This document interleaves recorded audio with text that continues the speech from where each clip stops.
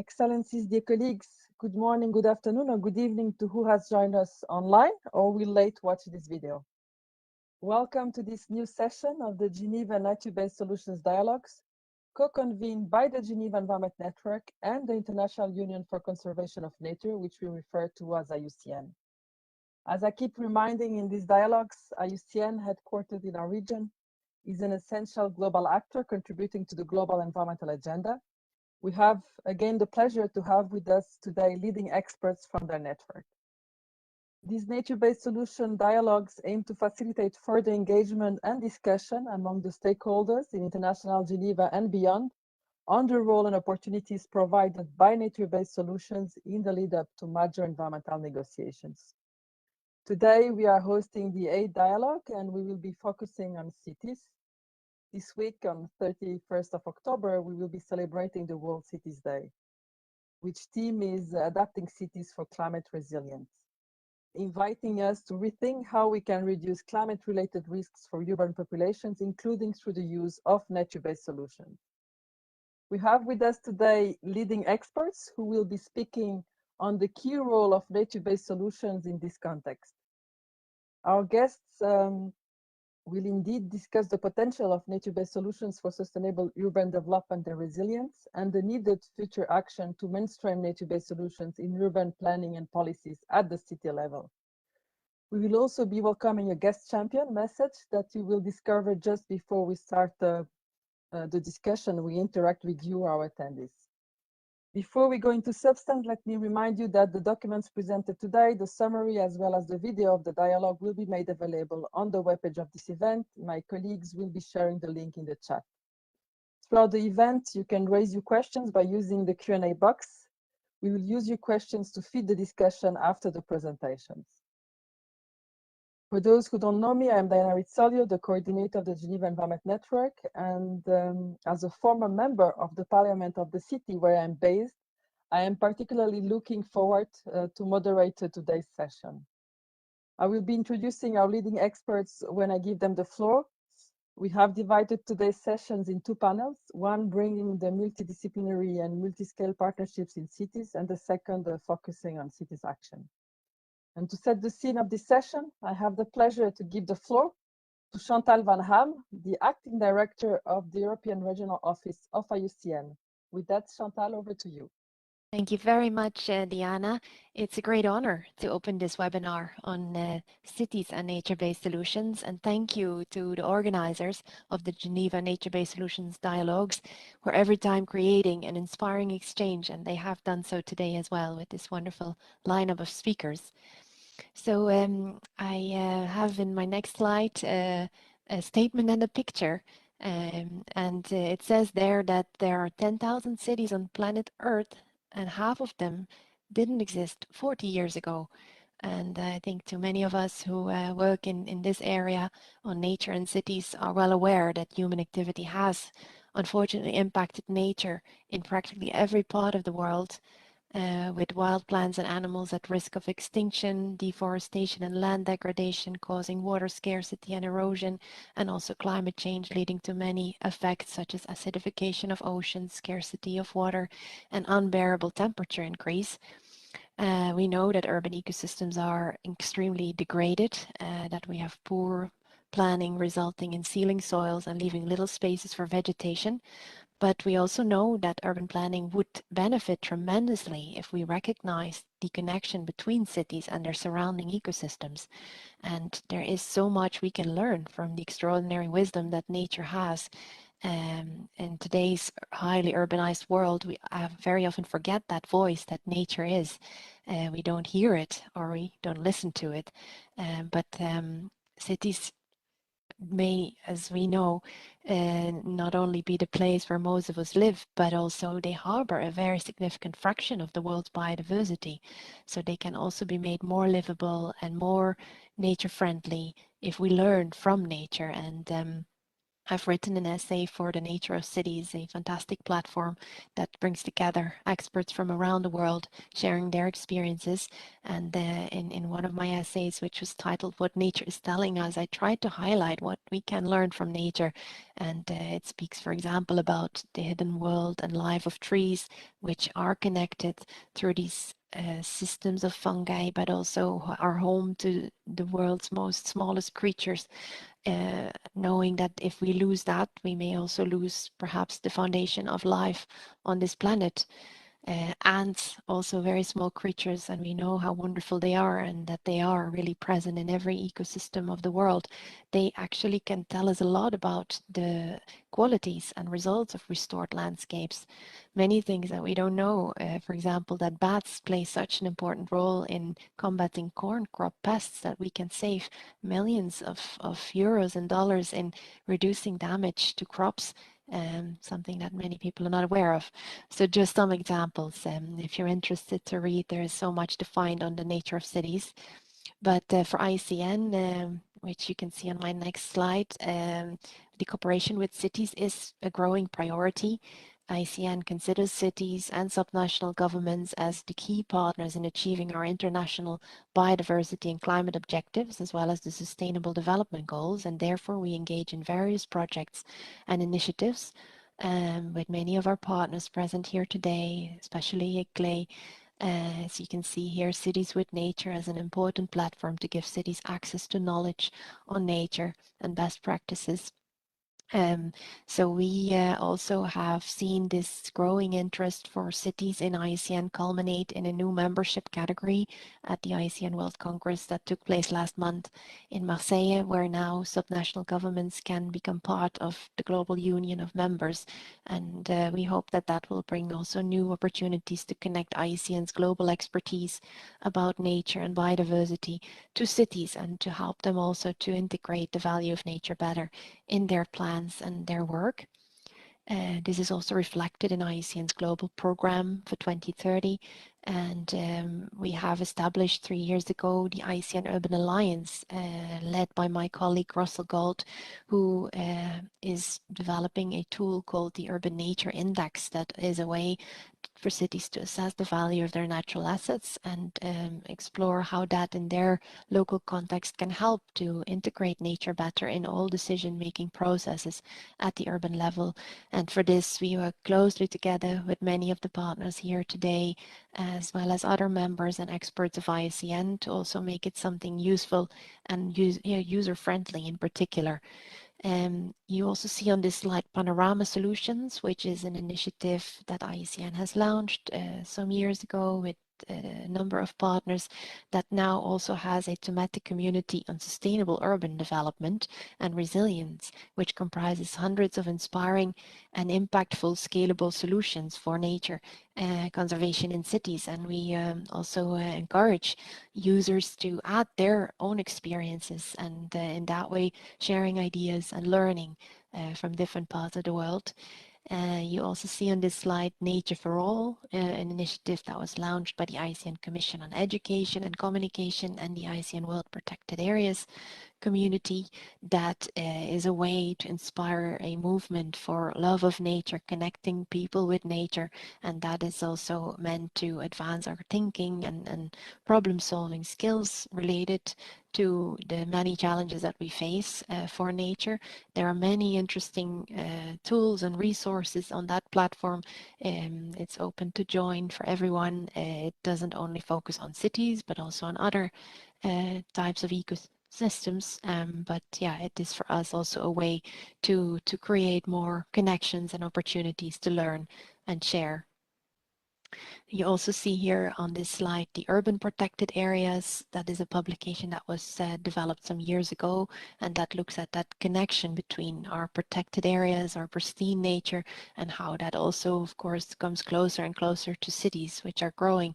And there is a lot of knowledge in this publication that also helps protected areas managers in finding the balance between this urban growth, while at the same time treasuring and preserving these natural heritage for the future.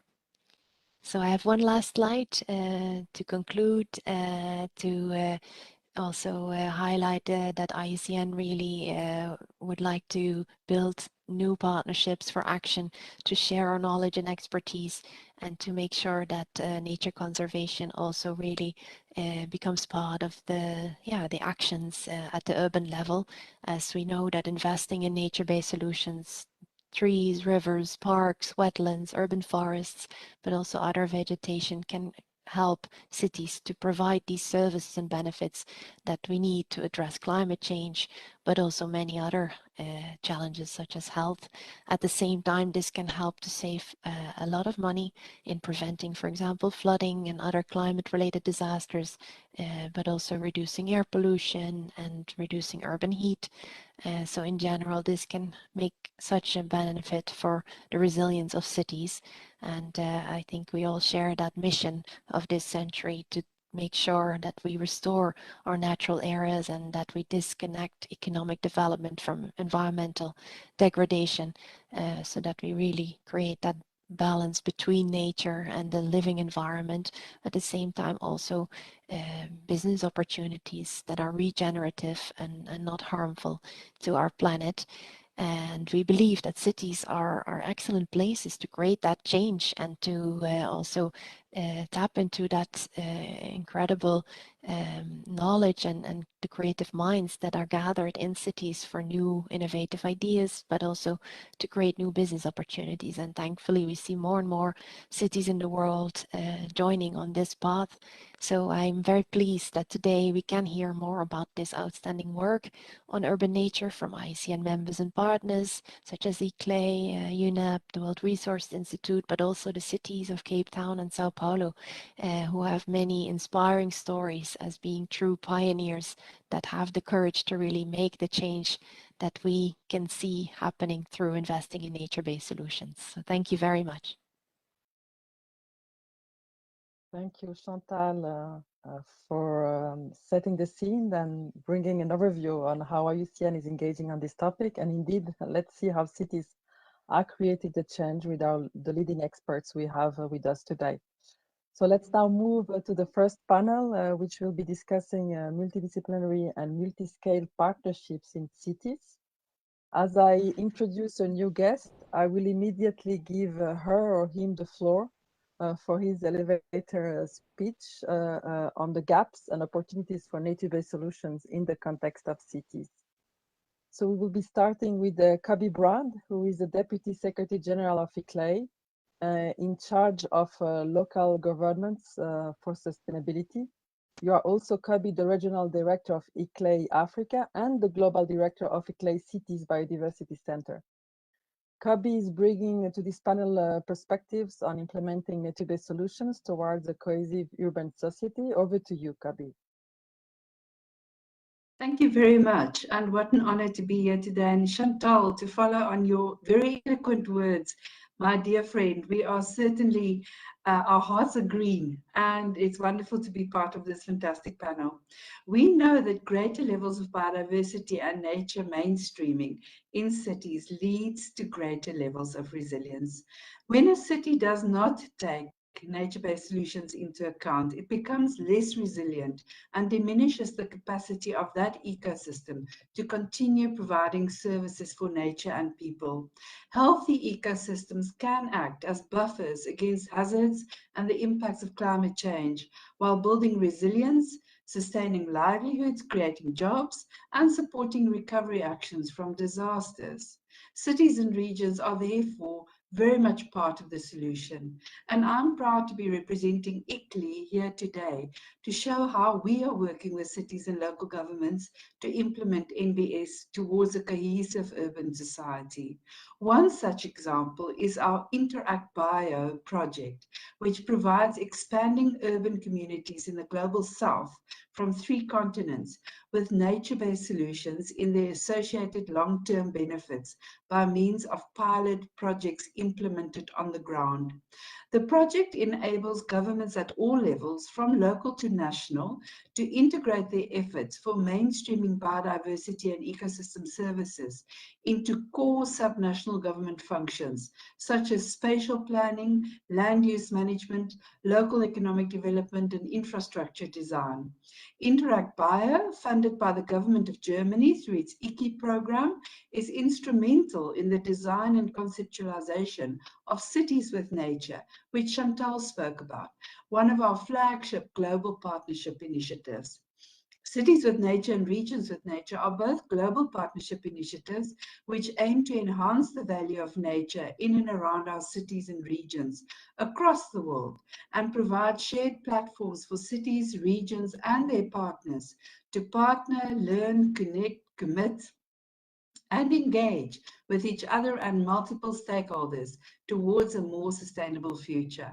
By bringing cities and regions together, Cities with Nature and Regions with Nature aim to mitigate local threats to biodiversity on the global level through international collaboration and provide a space for all kinds of cities and regions to learn and share and showcase their actions and commitments. These two programs or platforms provide benefits, tools, resources, and technical services not only to the city and regions administrators, but also to all stakeholders, including urban communities and scientists that join these free and easily accessible platforms. And the two initiatives are especially successful because of the involvement of major partners, such as our friends at IUCN, UNEP, WWF, WRI, and many others, as it is only through collaborative exchanges that we know important commitment can be achieved at the scale we need it. There is overwhelming scientific consensus and evidence that indicates that nature is essential to human existence and that nature plays a critical role in meeting our societal needs. The sustainable development of natural resources, therefore, has an important role in achieving the SDGs. By effectively deploying and working with nature, we are able to resolve major societal challenges brought on by climate change. Nature works tirelessly on our behalf, providing us with our essential needs. In order to tackle climate crisis head-on globally, cities around the world have to rethink and redesign how they treat and incorporate their natural infrastructure.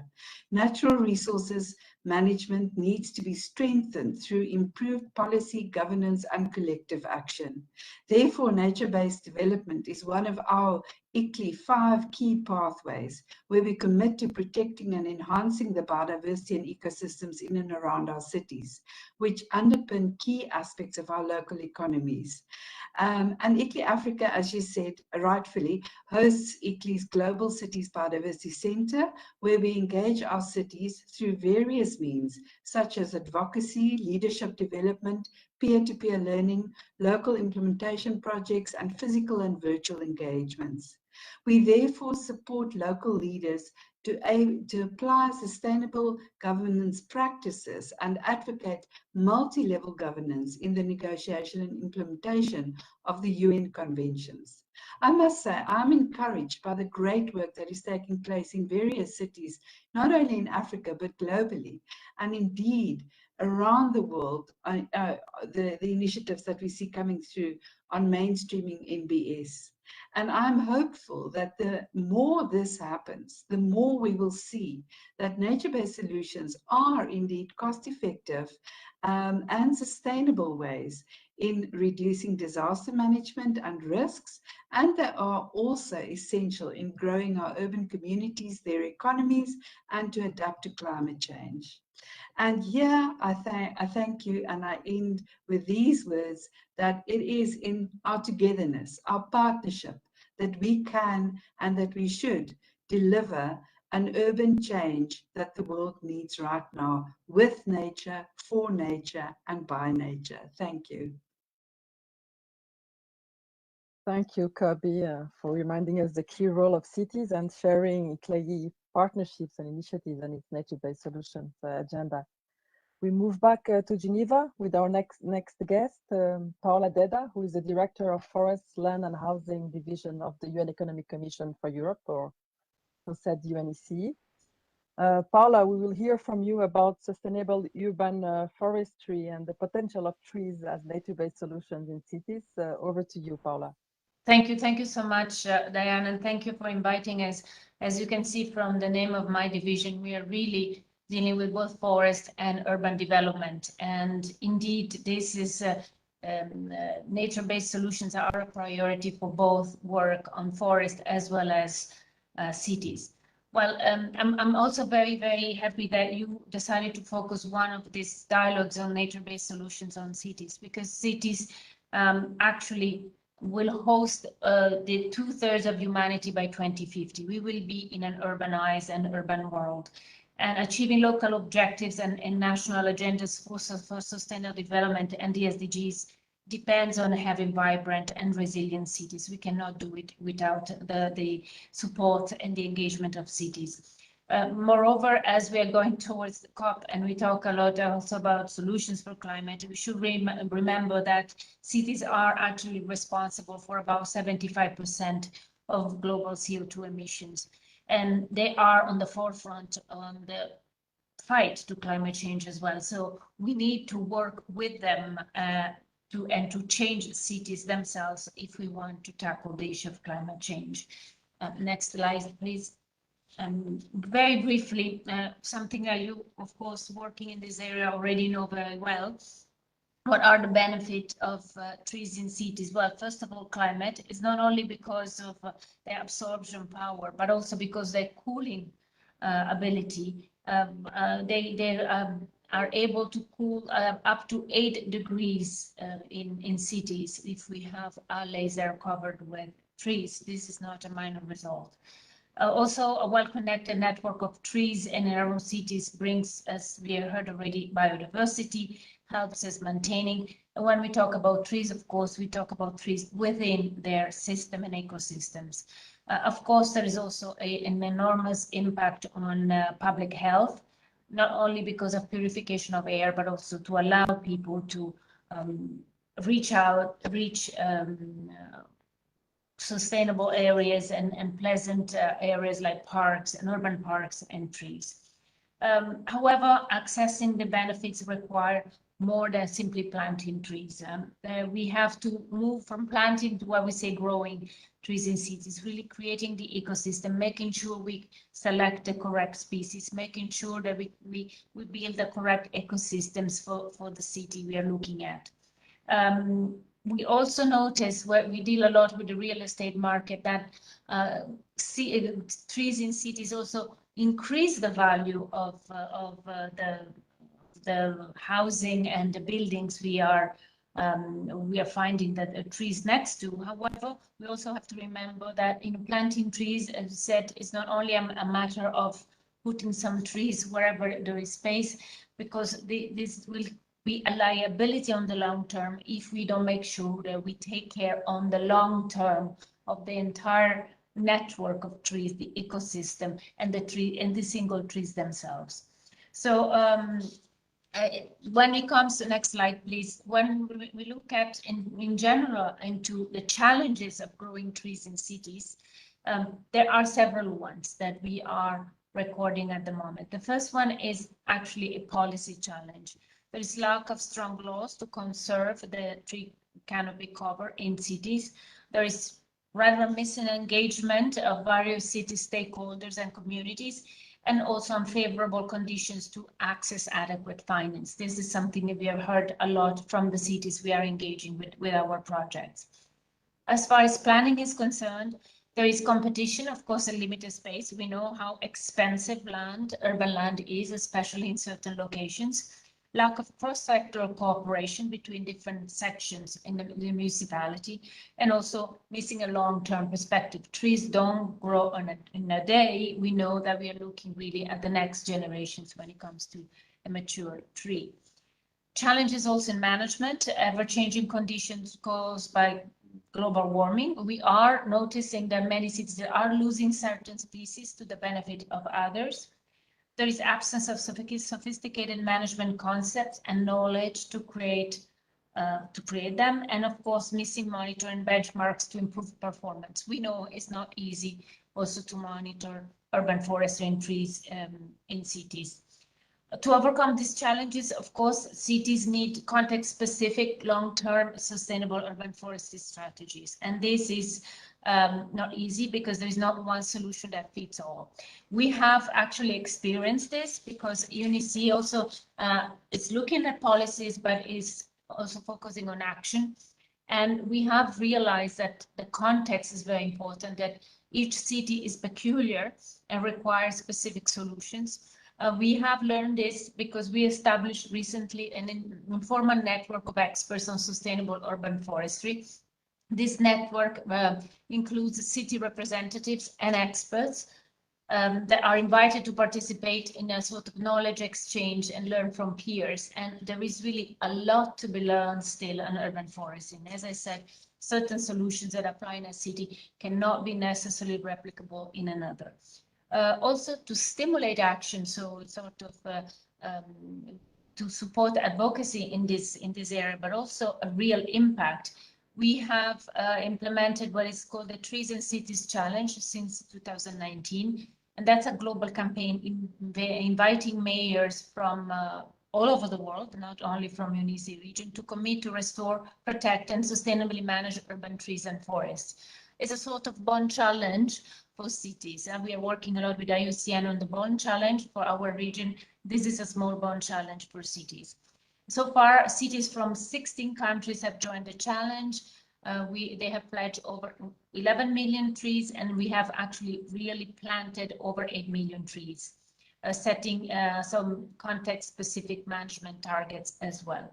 So I stop it here. I don't want to take too much time on this, but just to let you know what we are doing and stress the important message that we are not looking only at trees or urban forestry, but really setting new, complete ecosystems in cities, and that we believe will be the solution to make cities much more viable, sustainable, and contributing, of course, to climate change mitigation, adaptation, as well as biodiversity conservation. Thank you. I had a long list of cities that were covered by this Trees and Cities Challenge, that joined the Trees and Cities Challenge, but I think that you can easily go on our website and see the cities there.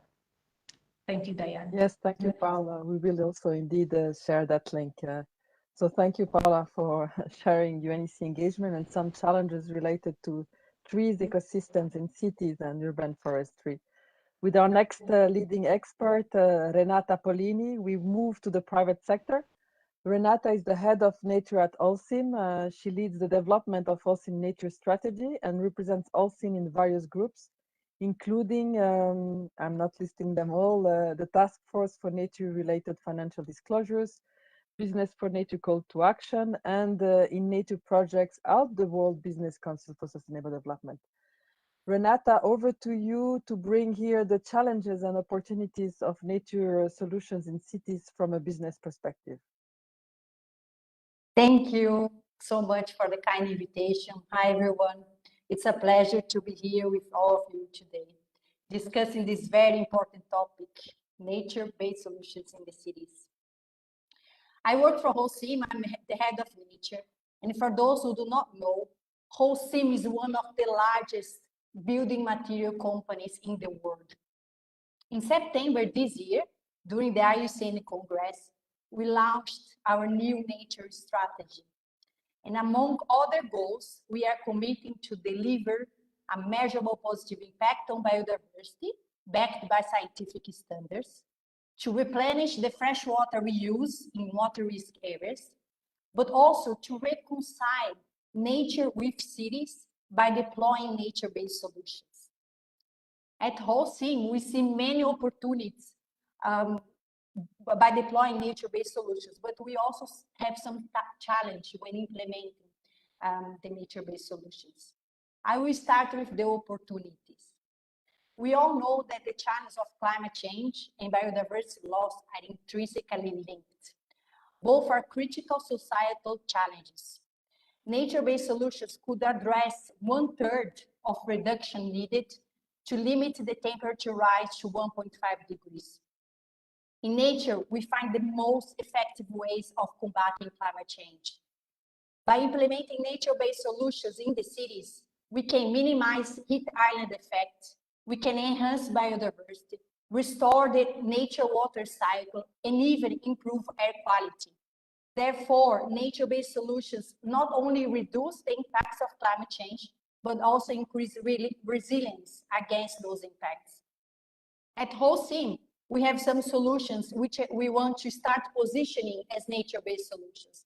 For example, we have a product called Hydromedia, which is a permeable concrete enabling rapid evacuation of water directly into the soil, producing a natural aquifer recharge, allowing, for example, urban forests to grow. Also in our portfolio, we have the green roofs, the famous green roofs, which is a roofing system covered with a layer of living plants over a waterproofing membrane. This improves air quality, rainwater management, and enhances biodiversity in urban centers. However, and unfortunately there is always a however, we face some challenges when implementing nature-based solutions. First of all, there is a need for agreement on technical nature-based solutions definitions, standard, and measurable indicators. This needs to be complemented with knowledge of impact, potential trade-offs, and incentives for business to accelerate implementation. And then last but not least, we are a large company, Holcim, but we know that our impact in the world is limited. So in order to scale and accelerate the uptake of acceptance of nature-based solutions, we would need actions at a governmental level to be taken. We need to mainstream nature-based solutions in urban planning and policies at city level. Only when we reach this stage of attention, others will be able to join us, amplifying our positive impact on nature. Thank you so much. Back to you, Diane. Thank you very much for sharing concrete examples on how you apply nature-based solutions in cities and some of the challenges you face. And it reminded me some discussions we had in the land management when I was a member of the parliament of the city. Continuing the discussion on multidisciplinary and multi-scale partnerships in cities, it is now my pleasure to turn to our next speaker, who is Rohan Palmer. Rohan works at the United Nations Environment Programme as a program officer, where he leads the Sustainable Infrastructure Investment Team. Prior to joining UNEP, Rohan worked also as an environmental manager for infrastructure development projects in his home country, Canada. Rohan, you are bringing to this panel perspectives on the shift needed towards more integrated approaches to planning and delivering sustainable and resilient infrastructure to meet the Sustainable Development Goals and the Paris Agreement goals. With that, over to you. Thanks very much, Diana, and thanks for the invitation to speak today. So, as Diana mentioned, I'm going to talk about the links between sustainable infrastructure and the SDGs.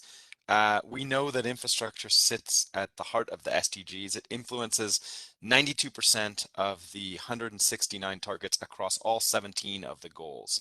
And so this means that it touches upon the social, environmental, and economic aspects of sustainable development. And there are complex interlinkages between these domains and infrastructure that we build in all sectors. And so this complexity is both a challenge and an opportunity. It's a challenge because it can be difficult to manage, but an opportunity because well-planned investments in sustainable infrastructure can have positive impacts towards multiple goals at the same time. And so at UNEP, we work with many different partners to support governments in adopting needs-based integrated approaches to sustainable infrastructure. And so this kind of approach takes service needs as a starting point and then considers how to meet those needs in the most effective way that optimizes the synergies and the trade-offs between the economic, the social and environmental outcomes of infrastructure development. And a major part of this is the recognition of nature as infrastructure and prioritizing investments in natural infrastructure and nature-based infrastructure solutions, including integrating them with great infrastructure development. And so this is particularly relevant in the urban context. I think as we've heard from some of the other speakers, you know, in cities, and especially large cities, there's a huge concentration of infrastructure. So there's high potential for integrated infrastructure solutions. And particularly with respect to nature-based solutions, the kind of services that nature-based solutions can provide are often particularly relevant for urban areas. We've heard from some of the other panelists about the benefits for public health of services like air quality improvement, water purification, shade and cooling that can be provided by vegetation. Also, nature-based solutions can be particularly effective for increasing the climate resilience of other urban infrastructure. 21 of the 33 megacities in the world are located in low-lying coastal areas. So nature-based solutions for flood protection, for example, will be something that is particularly important over the coming decades. And then to bring it really to the topic of this session, which is on partnerships. Partnerships are especially important for nature-based infrastructure solutions. As we've heard, nature-based solutions can have broad benefits and co-benefits, but we need partnerships amongst different actors to quantify and communicate these benefits to different groups in order to mobilize the support and the investments and financing needed to really implement nature-based infrastructure solutions at scale. So partnerships between, for example, the environmental, the health, and the business communities, among others. Partnerships are also important because we need to design cities with nature and nature-based solutions in mind from the beginning. So this means that different types of policymakers and practitioners like designers and biologists and urban planners and engineers and landscape architects in the public and private sectors need to be partnering and working together from the early stages of infrastructure planning. And then finally, cities not only have nature in them, as we've heard, but they also exist within nature and within broader ecosystems. So in addition to nature-based solutions in cities, we also need to be thinking about investing in natural infrastructure outside of cities because it still provides many important services to urban populations. And so this means that we need partnerships between different cities and communities that exist outside of the cities. At UNEP, we lead the Sustainable Infrastructure Partnership, which is a network of partners working together to support countries implementing integrated approaches to sustainable infrastructure more generally, and then specifically on nature-based solutions for cities. My colleague Martina Otto has been leading a team that's been working closely with the Italian presidency of the G20, and they recently released a working paper on smart, sustainable, and resilient cities, the power of nature-based solutions. And I can provide a link to that publication in the chat for anybody that's interested. I think my time is up, so I'll stop there, but I'm looking forward to the discussion. Thanks. Thank you very much, Rohan. And for concluding this first round of pitches, I'm giving the floor back to Chantal van Gaam from IUCN, bringing her perspectives on nature-based solutions as a successful ingredient for urban sustainability agendas. Chantal, over to you. Thank you very much.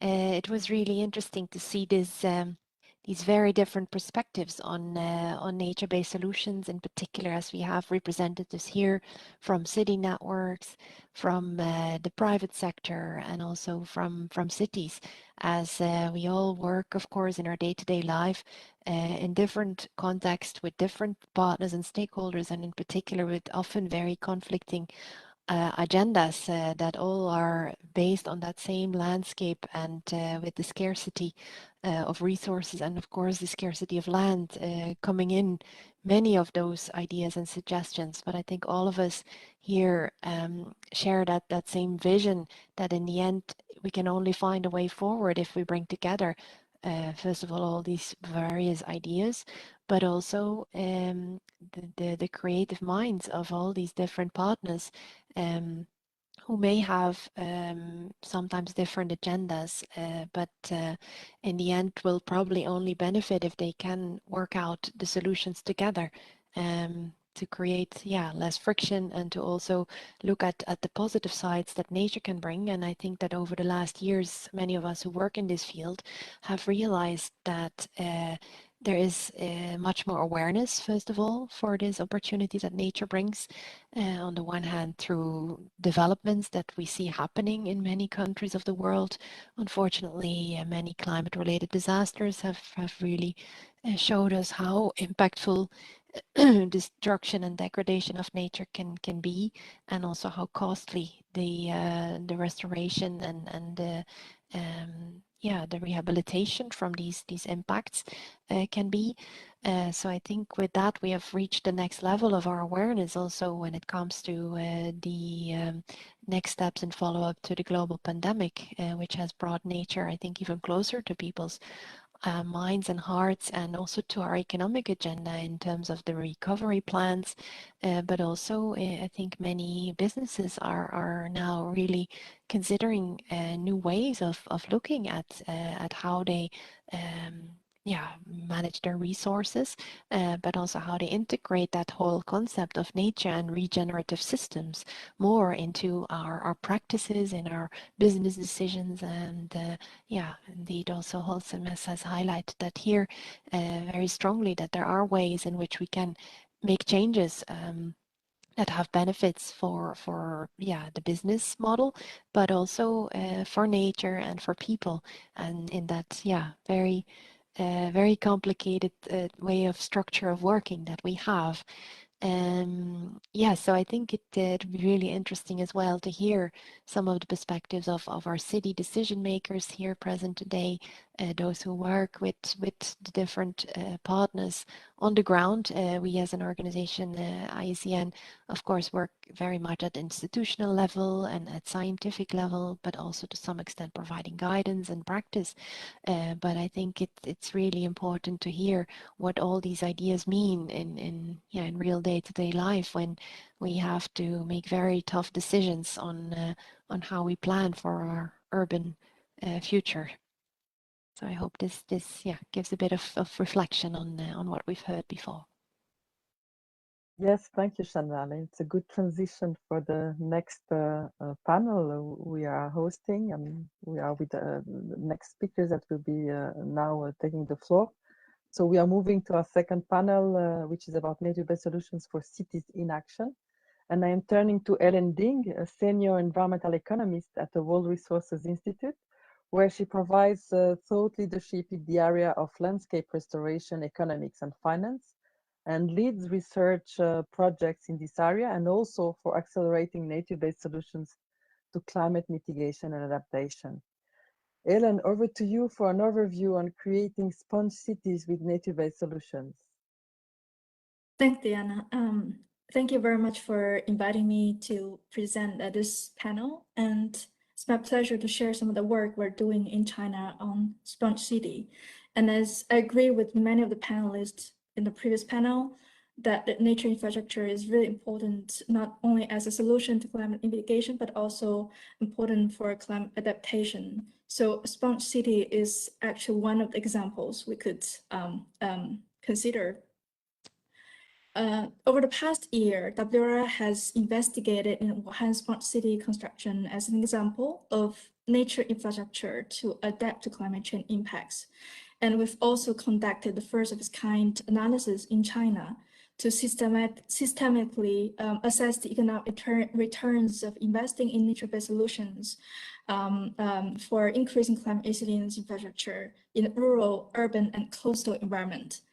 And sponge city is a new urban construction model proposed by Chinese researchers in 2014. The concept was actually originated from the Western concept of low impact development that many of you are probably familiar with. The difference is that it uses nature infrastructure, such as green roofs, retention tanks, wetlands, etc., to absorb storm water, and can also be applied to inland cities with abundant water resources. And is particularly useful for urban flood management by just strengthening the ecological infrastructure and also the draining systems in the city. And Wuhan city is one of the first 30 smart city pilots in China. In our recent study, we found that in the two demonstration sites, as you can see in the red circle, nature-based solution could help increase the total annual runoff control rate from below 70% to over 80%, which is really important and can effectively mitigate urban flooding risks and build urban resilience in the face of climate change impacts. It can also generate important co-benefits, as many of the previous panelists mentioned. For example, green infrastructure can increase the property value, improve stormwater recycling, increase groundwater recharge, and increased urban vegetation can also regulate microclimate, sequester carbon, control air pollution, and increase recreational and ethnic value of the urban living environment. So it's really, really important. And next slide, please.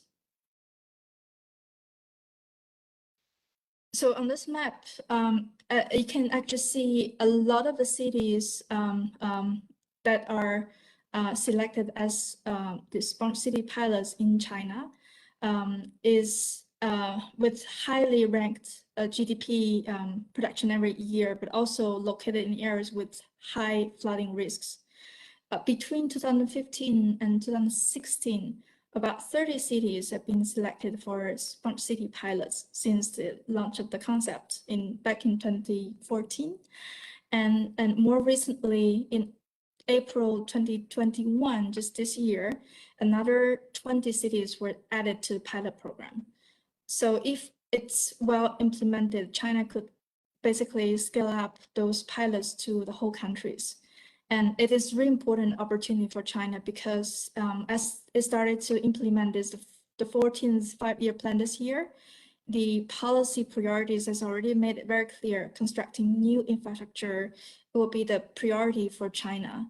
And adding smart city in the new infrastructure construction would bring a very important opportunity for China to increase the total resilience to climate change impacts going forward. Next slide, please. And so, as I mentioned earlier, we have conducted a new report looking especially at the economic benefits of nature infrastructure in China as a solution for climate adaptation. And the report will be launched on November the 8th, on the Climate Adaptation Day.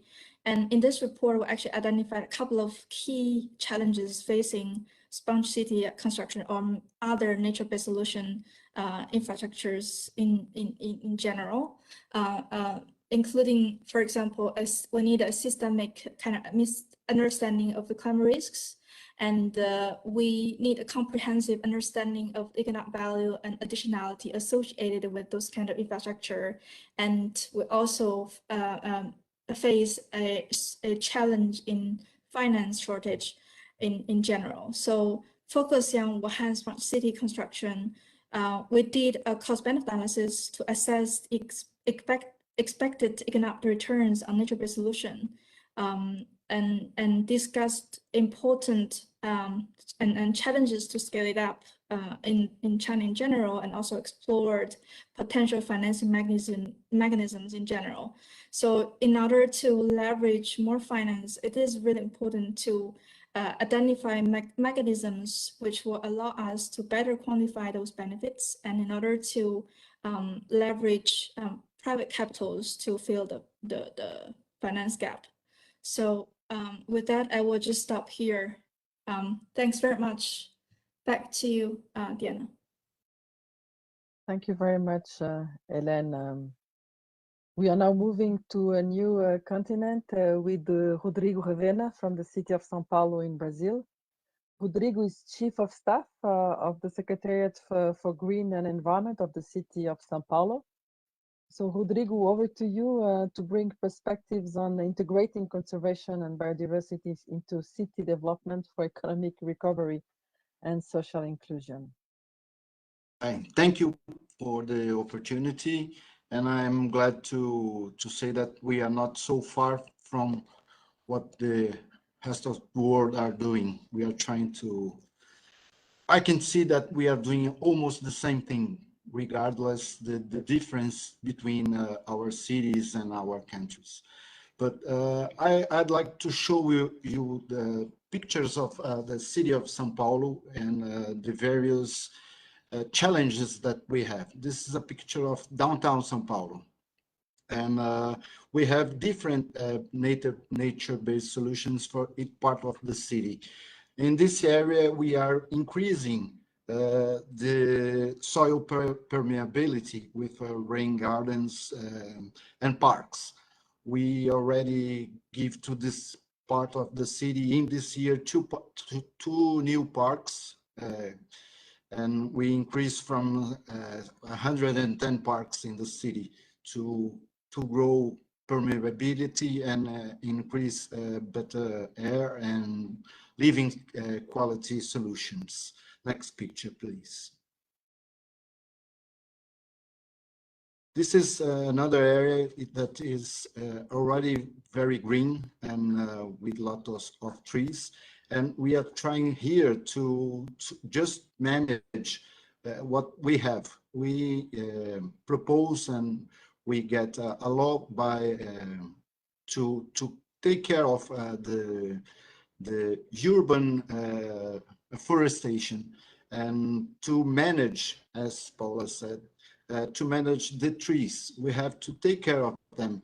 We have to maintain and increase these areas that are already green enough to sustain life and to grow biodiversity in the city. Next picture, please. And we have areas like that increasingly occupied by buildings, very few green areas. And in these areas, we are trying to create corridors with street planting, to connect these small dots of green in the middle of the buildings, and with a policy that is for the whole city. We create laws that put together all the actions of the secretaries in the city, that if someone that is putting a gray infrastructure in this area will necessarily put some green in the infrastructure. And we are planting, in these areas are as priority to create the corridors and to put more green in these areas. Next picture, please. And we have areas like that are spring areas where we get our water. We are trying to increase conservation unities in these areas to create areas with green and sustainable use that can include people to preserve the areas. So we start a plan too, and it's a lot also to pay for environmental service in these areas, to make people to understand that it's better to make this area conservated, and you could occupy that with sustainable economy and sustainable use to preserve the area that brings water to the city. So we have a series of actions in Sao Paulo, and one I regard very special. We try to create an index that we can show people the importance of biodiversity. We call them this index Biosampa, and it's based on Singapore index. so we can show and integrate people in the policies that the city is trying to do to increase nature-based solutions in the city. It's very important to understand that if we don't get people involved with we are trying to do, we are not doing anything. So education and inclusion is very important for the city to take nature-based solutions. We have to bring resilience and biodiversity together, but also we have to improve quality of life and health. And furthermore, we have to create jobs and create opportunity to the people that live in all these different areas of the city. We have 12 million people. It's a small city comparing to China, but for the parameters of South America, it's a very, very large city. And so we understand that bring nature-based solutions to the city necessarily has to put together biodiversity and the people who live in these areas. So I finish here and wait for the debate, and I think I give a whole vision of the city and what we are trying to do. Yes, you did, Rodrigo. You have shared concrete examples of what you do. Actually, some of these examples are also applying in other cities, but the size of Sao Paulo must certainly make things more challenging. And you mentioned the parameters of a specific country in Asia, but in Europe and Africa also, Sao Paulo remains a big city in the context of these continents. And we are now moving actually to the African continent with our next speaker. We have the pleasure of welcoming in this session Bongani Mnisi from the city of Cape Town, where he leads the management and development of the environmental management department. Bongani also led the part of the city's biodiversity network, including various nature reserves, and he serves as a chairperson on various boards. Bongani, over to you for a perspective on protecting natural assets and promoting green infrastructure for urban well-being and resilience.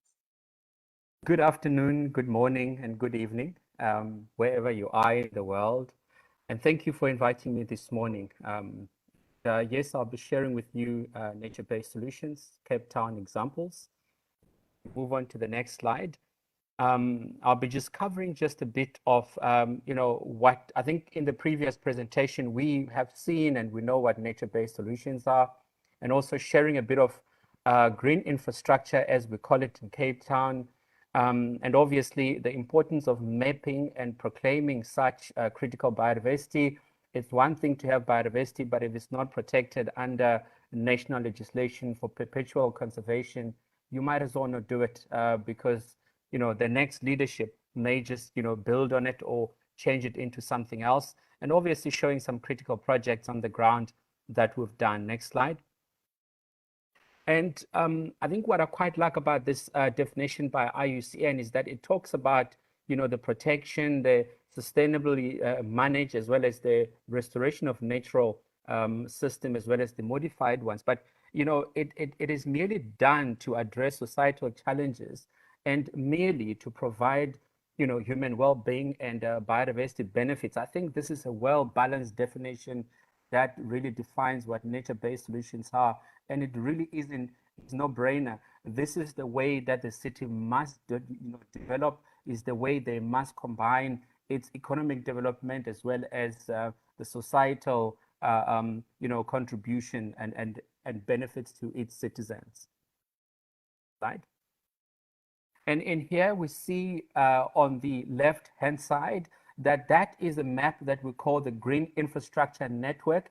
And in that network, you would see various shades of green, and the darker green in there, would often, look to the proclaimed nature reserves in the city. And you've got, the national park, which is more pale, and the lighter green, which basically talk to various open green spaces within the urban area itself. We do understand and know that a city without natural open spaces, it is a dead city.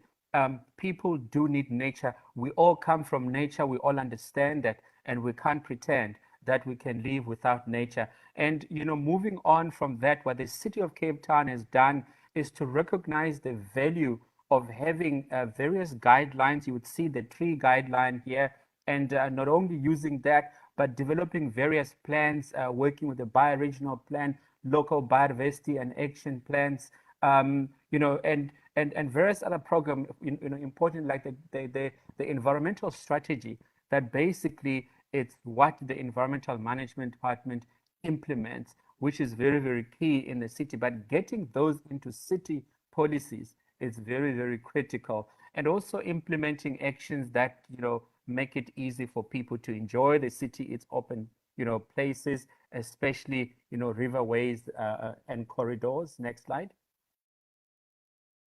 And in here you see the map of the city of Cape Town showcasing the various nature reserves that are proclaimed in the city.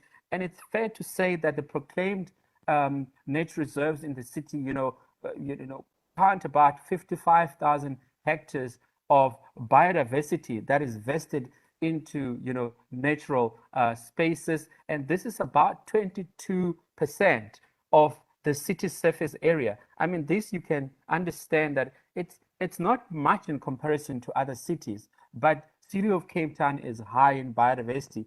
If it was possible, you would have the entire city proclaimed, but we have to do what we can to ensure that we protect biodiversity for the benefit of biodiversity as well as people. Next slide. And in there, we're showing just a picture of saying the city cannot do it alone. Various private properties are owned by you know, private individuals. Now working with those individuals to have their land vested into biodiversity in perpetual conservation, it's very, very important. You can see in there over 2,000 hectares have been proclaimed at this moment. Thank you. Next slide. And here, once again, very, very interesting slide. I'm not going to talk to the figures, but you can clearly see what that means. You know, invasive species taking so much water in, you know, in 1 year. And in Cape Town, which nearly ran out of water, you'll recall between 2015 and 2018, you know, 55 billion liters of water, you know, approximately 2 months, you know, worth of water in Cape Town. And by clearing these, you are able to release water, and it's basically a cheaper way of, you know, managing Cape Town's water resources. Hence, the city has seen the need to invest even more resources getting that done. Thank you very much. Next slide. And get more. And then these are just pictures of showing various projects in areas where there's development. We take the actual topsoil, we move it into degraded areas. You may move on into other pictures. I'll go very fast with these pictures. My time is gone here. Also looking at the urban, you know, livable urban waterways. In other words, here with engineering, you can build anywhere.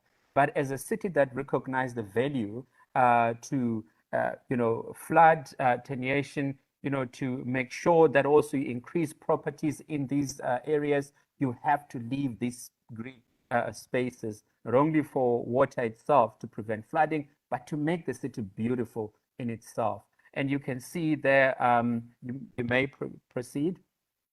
That is the source to sea, again, making sure that we let water be water, you know, so that we may be protected even heavy floods. I mean, Cape Town, you know, has experienced various floods and people that have built in low-lying areas, especially the informal settlements. But in areas like this is what the city do to work with nature to protect people and its development. Next picture. Again, this picture that you see here, and immediately the picture after that, you will see that buildings are covered in sand and things like that. Now you go back to start working with nature to make sure that you hold that sand in order for it to be beneficial to the city. I will end it right there. I think that's my last slide there. Thank you very much. I'll wait for the engagement. Thank you, Bongani. Thank you for sharing these images and examples. The last speaker of this session is Mariana Vidal Merino, a senior research analyst at Plant Adapt, where she actively participates in the Friends of Ecosystem-Based Adaptation, their urban working group. She's a lead author of the recent publication, Climate Justice for People and Nature Through Urban Ecosystem-Based Adaptation. Mariana, over to you for an overview of the potential of ecosystem-based adaptation for climate justice in urban areas. Yes, thanks so much, Diana, and hello, everyone. I'm quite honored to be closing this second round of exceptional contributions. And I've truly enjoyed hearing a lot about how nature-based solutions actually works in practice and how it makes our cities more livable and beautiful. And I would like to keep exploring nature-based solutions, challenges, and opportunities, but to do that now with you under a climate justice perspective. And I think this is an exercise that is quite interesting, but also necessary, because we need to look at climate change in our cities as a problem that is not only of a physical or environmental nature, but also as a problem that is very much political and ethical. And as we all know, in the climate change equation, historically marginalized communities, such as communities, low-income communities, communities of people of color, and indigenous communities, are the ones that bear the most acute impacts of climate change, while on the other hand, they are the ones that are the least responsible for creating the problem in the first place. So when implementing climate change solutions in our cities in general, but specifically nature-based solutions in our cities, we need to consider concepts of justice, because otherwise what would happen is that we have a high risk of replicating or enhancing existing inequalities in our cities. Such inequalities may include the unequal distribution of green and blue spaces within a given city, which also leads to the unequal distribution of the environmental services that nature-based solutions provide. That not only includes the social benefits of making our cities more beautiful or reconnecting people with nature, but also issues like reducing the urban heat island effect, or reducing noise, reducing air pollution, and risk of floodings. Another potential negative impact of implementing nature-based solution is, for example, that low-income communities may be outpriced for areas that have been aesthetically improved via implementation of nature-based solutions. And I've brought today a couple of examples, I don't know if they are available, brought from the city of Lima. So the first, you can just keep clicking on the images. The first two images correspond to the typical images that you will find if you Google my home city, Lima, that is like really nice green spaces, a vibrant city next to the coast. But also if you actually look at the areas where low-income communities live, or communities with a migration background that is coming from other regions of the country, normally they will look like this, or like the picture right after. And that is really a complete absence of green and blue colors in there. I won't go into detail due to time about the reasons behind these differences, but of course it is really directly related with areas of high income and commercial areas versus more marginalized districts of the city. And the FIBA Urban EPA working group that I am a member of conducted recently a study on climate justice for people and nature through urban ecosystem-based adaptations. As we know, EBA belongs or falls on the umbrella of nature-based solutions. And this Thursday, we are launching this publication via an online webinar. So if you are interested in joining and connecting, I think the registration link will be shared briefly on the chat box. And I'm commenting this because the results of this study are quite insightful. They highlight the remarkable potential of nature-based solutions to deliver social elements such as participation and inclusiveness, capacity building, fairness and equitability, gender consideration, and livelihood improvement. The majority of the case studies that we have analyzed stem from the Global South, and they reported a high degree of social considerations in both the design and implementations of EBA interventions. Moreover, case studies reporting far-reaching social impacts, which is remarkable because it also shows that nature-based solutions naturally has these predispositions of bringing about these social benefits to it. While these results are quite encouraging, I also wanted to highlight that currently the evidence from nature-based solutions in the urban context of cities of the Global South is still quite scarce. And I will stop there. Thank you. Back to you, Diana. Thank you very much, Mariana. With that, we have concluded our two panels, and because I want to keep time for the discussion, there is no much transition. We have the habit in these dialogues to bring a champion that we don't present beforehand. So I'm going to let you discover the champion we are bringing you today. Actually, he just joined us also, so he's here listening to what you have said. And so I will ask my colleague to launch the video.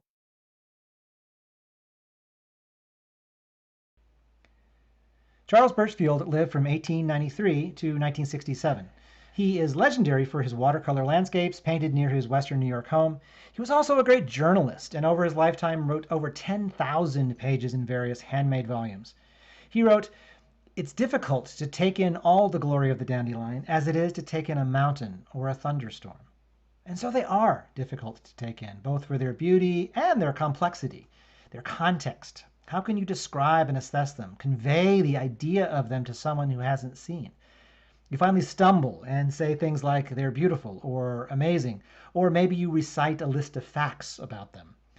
All of us as scientists and decision makers, artists, practitioners have to comprehend, depict, and quantify such multidimensional entities and then communicate the results in ways that aren't hopelessly obscure, that are somehow specific and not only metaphorical. That is, we need to communicate a very complicated thing in a simple, essential, and useful way. We need to tell good stories.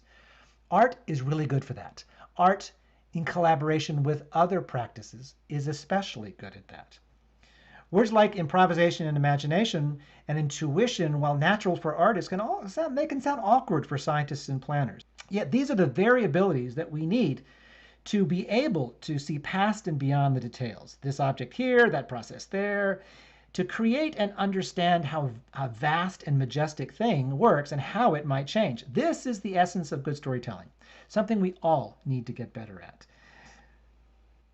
Perspective is another key word, a sense that of what you value in the vision you are creating, while recognizing that there are other perspectives, other points of view. The dandelion is up close for Birchfield. He values them. The sky is there too. We need to see the patterns and perspectives from different angles, feel the beating of the heart, and not just judge the heart's location in the chest. How do you take in this complicated multidimensional thing like a mountain or a forest or a curlew or a city? Through acts of imagination. Whose imagination? Well, everyone's, from artists and activists and scientists, planners, designers. And I can tell you that such imagination is most activated when they are mixed, cross-fertilized, transdisciplinary, to create something new, something that we could not have created by ourselves. This is the 1 + 1 = 3 of joined imagination, innovation, and collaboration. What is that famous saying? Not everything that can be counted counts, and not everything that counts can be counted. Intelligent and fact-grounded imagination is a powerful thing. It is that plus values which can lead us to say, that dandelion in that spot is beautiful. And so it is. This way of knowing is true for art. It's also true for science and design, resilience, sustainability, justice, biodiversity, art, creativity, all propelled together in a mix of ideas and creative storytelling that truly communicates ideas across boundaries of disciplines and points of view, across boundaries of misunderstanding. Let's imagine across boundaries and tell better stories. How do you take in a complicated, multidimensional thing like a mountain or biodiversity or a forest or a neighborhood or a city? Through acts of scientific and social and creative imagination.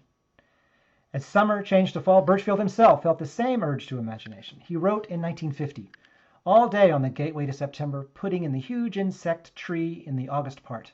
For the first time in weeks, I let myself go in improvisation and fantasy.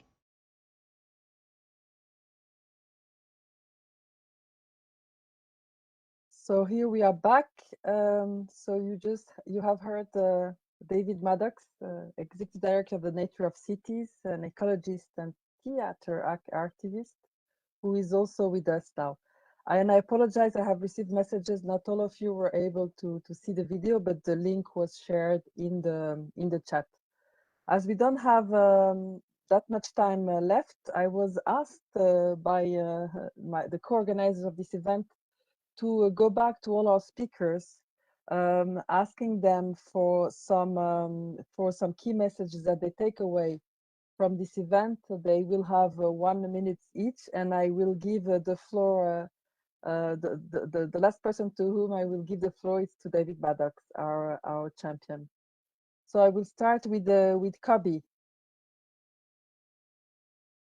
Thank you. Thank you very much for the opportunity. And David, what a fantastic video. Definitely, I'll share it again with everybody in Italy. So inspiring. My message is, yes, together we can. The time is now for all of us to incorporate nature-based solutions and help bring life and integrity back to damaged ecosystems, stimulate economic recovery, and set ambitious targets to make our cities livable, resilient, sustainable, safe, and inclusive. We need nature. We cannot do it without nature. Let's take care of nature. Thank you. Thank you, Kabi. And indeed, we saw a lot of interesting examples shared today. I'm now moving to Paula Deda from UNEC.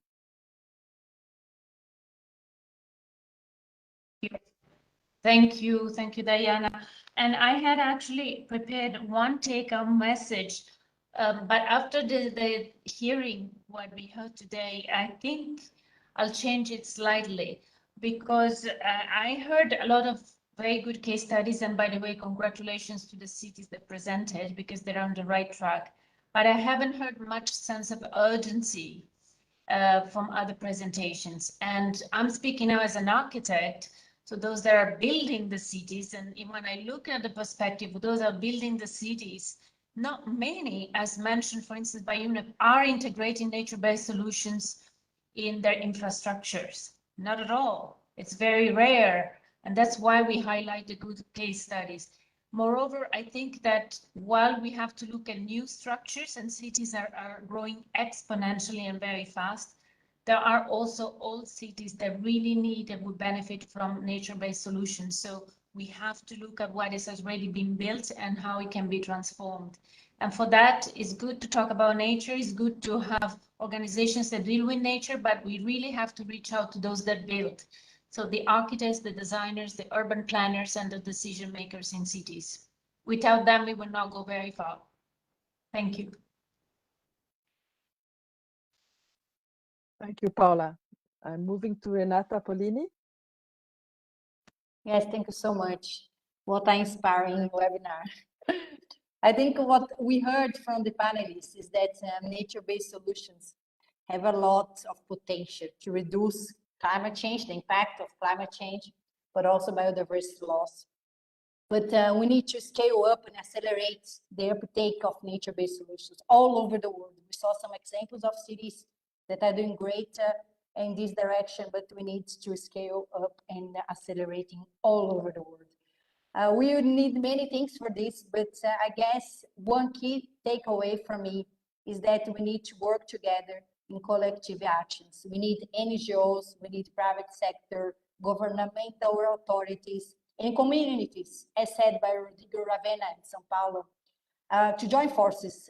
We need to think together, inspiring ourselves in nature, be creative, as David said, to find and implement effective nature-based solutions.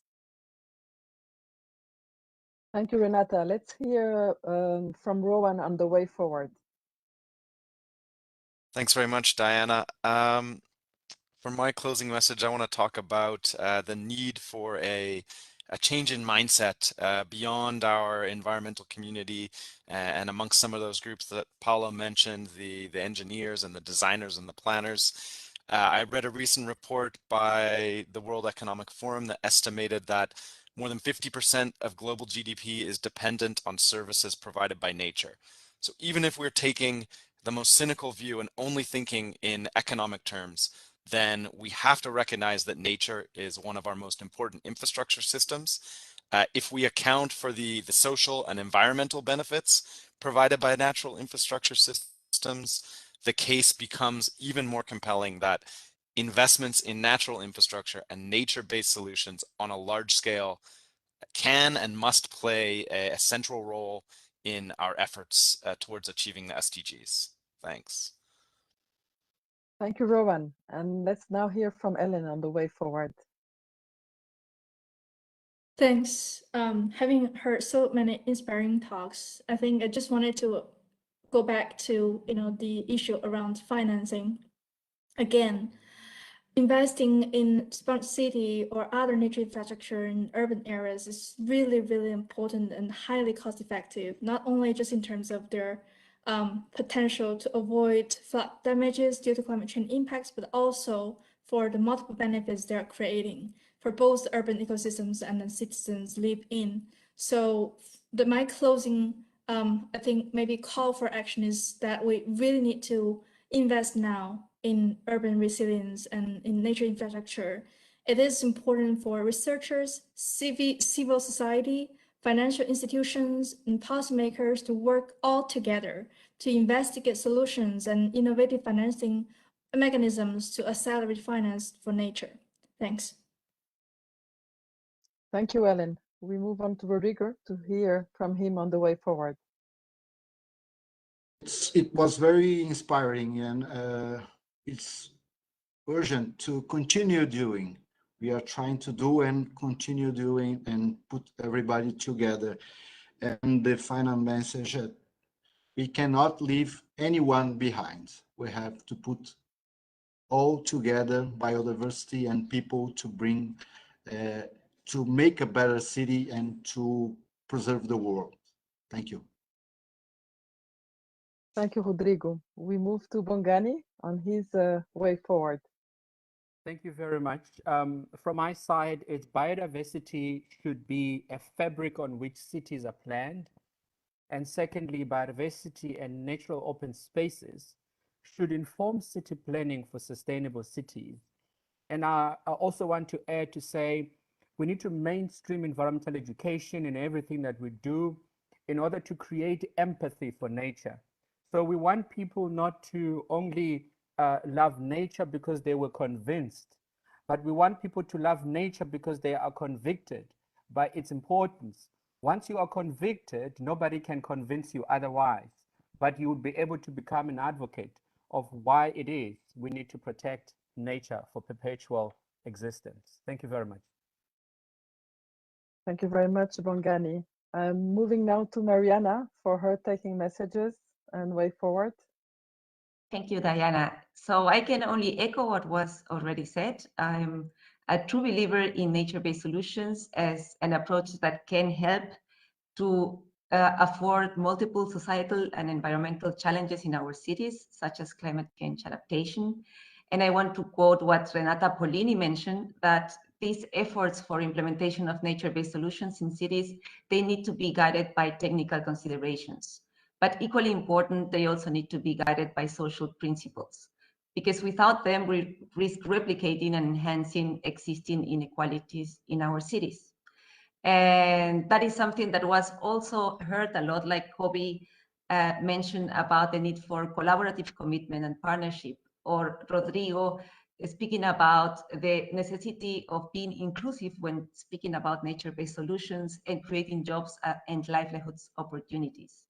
And I like also this concept of really leaving no one behind when implementing nature-based solutions in our cities. And there are already some guidelines and principles out there that we can use in order to navigate in the implementation of such solutions. Thank you. Thank you, Mariana. And before giving the floor to David Maddox, I will ask Chantal for her concluding remarks and what she takes away from this event today. Thank you so much, Diana. Yes, it's been indeed very inspiring, and I think we've really heard a lot of interesting, inspiring thoughts, ideas, and also actions that will be taken forward. And I have nothing to add to all that has been said and highlighted. I think, yeah, one element that for me personally is very dear is how we can restore the connection between people and nature, in particular children and nature, as I think in the end you will only protect what you know, and we are well aware of this idea of what we call plant blindness, the fact that often we don't even know what the plant is that we see in the street, or the bird or the tree that is around us, and at that moment we lose that connection. I think we risk of losing all our relationships with nature, and with that also the future of integrating it and making it alive for future generations. So I think, as already was mentioned, that education programs at any age and any level, but also having opportunities to go out and be inspired and experience nature in cities is important for all of us, and I think it's something that can be done wherever we are in the world, and I think that makes the strongest connection that we hopefully can work towards for the future. As there is a Chinese proverb that says, "Nature doesn't tell its secrets to those who hurry by, but only to those who walk by with quiet heart and seeing eye." And that's something I always kept with me, and I hope that's something we can help to restore around the world. Thank you. Thank you, Chantal. And we are now moving to David Maddox, our Nature-Based Solutions champion today. David, over to you. Hello, everyone. Thank you. Welcome. Hello from New York City. It's a great honor to be here with all of you and listening to a remarkable collection of inspiring speakers. I can only amplify some of the things that I've already heard many of you say, and that is the need to reach across boundaries of difference, reach across boundaries of misunderstanding to different kinds of people who exist in the communities and cities that we all live in. That they all share the same dream of making a better city, and in that sense, we need to be to take active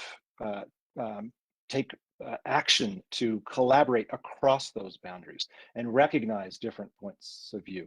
One of the things that I hold dear from my life in theater is the idea of collaboration, that we are many different types of people.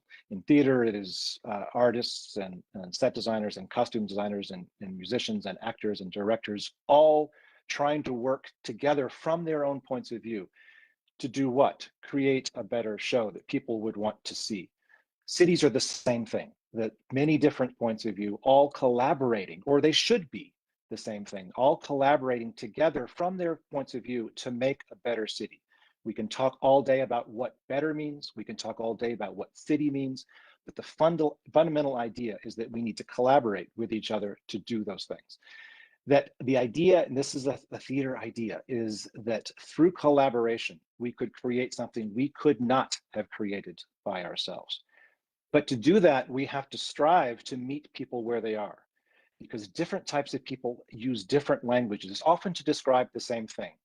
Words like biodiversity don't mean the same thing across the different elements of our societies. Even landscape architects and ecologists, architects, planners, business people. When you say the word biodiversity, we might mean the same thing. Even words like wild don't mean the same thing. Words like evidence don't mean the same thing. We actually have to explore what the words mean that's the first step in creating cities that are better for both people and nature, in which we can understand how we talk to each other. How can we create something that is better with, between, and for each other? So I'm really pleased to be here with you and inspired by all the things that I heard. And together we can do these things, but only if we actually try to be together. Thank you very much, David Maddox. Yes, indeed, let's act and collaborate. We came to the conclusion of this event, but somehow it's not the end, because we are all working together to boost these nature-based solutions in cities and in other areas. I just want to bring here to you first to thank all the panelists and also our nature-based solution champion for joining us today, and also to thank all the attendees that have been that joined us today. I know there are a few other events that have started or are about to start, and some of you are running. I will soon be running into there. The next session of our nature-based solutions series is taking place next week, and it will we will be talking nature-based solutions in the context of peace building. Next week in Geneva takes place the Geneva Peace Building Week, with a lot of events around the peace building. And next year in February, Geneva will host the Environmental Peace Building Conference. So we are also hosting that session in that context. A small note to remind you that the summary of this event, the links and the documents presented will be available on the webpage of the event, as well as the video. The link has been shared in the chat. And we look really forward to see you next week at the next session or at other events we will be hosting in the next weeks. Thank you all.